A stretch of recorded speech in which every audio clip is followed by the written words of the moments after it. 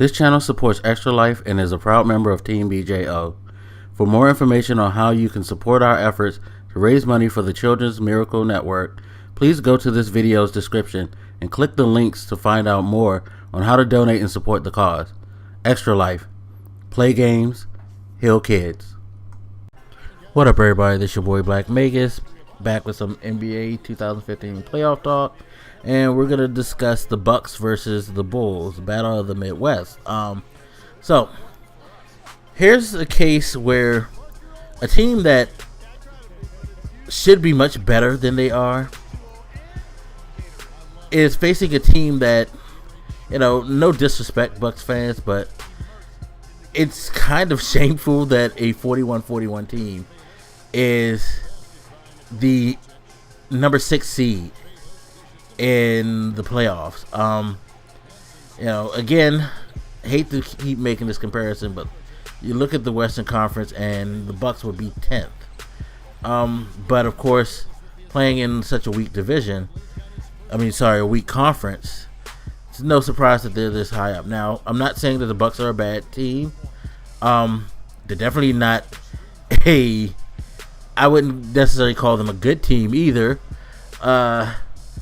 They have some talent. They definitely do have some talent. They probably would have been better with Parker.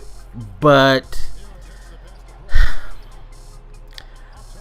again, there's no disrespect, but I think a lot of us feel that they are where they are in part because the conference is just not up to par when it comes to competitive basketball.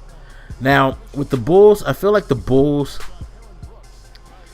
they're in a weird position because with the drama over Thibodeau and people feeling like he's worn out his welcome in Chicago and that he's not the guy to carry him, coupled by the bouts of inconsistency that they've had, which is kind of, it's kind of shocking to me because I've always looked at the Bulls as when fully healthy, looking at their roster, you would probably want to consider them one of the more consistent and solid teams, not just in the Eastern Conference, but probably in the NBA. But they've had spots, they've had games where you've seen them like against people like the 76ers, and you're just like, why are you playing like this? You should, even on your off day, you should outdo them 10-1. You know what I mean? Of course, the Derrick Rose issue of his health, he went out for a while. Thankfully, he's back. He seems to be firing on all cylinders, but that's been a big part of their struggles this year, I think, as well, because you have him in for a while and then he leaves, and it's like you got to get the chemistry back again once he comes back. That may have had something to do with it. But I feel like Chicago probably should have had a better season. That being said, I feel like they've gotten a blessing by facing the Milwaukee Bucks.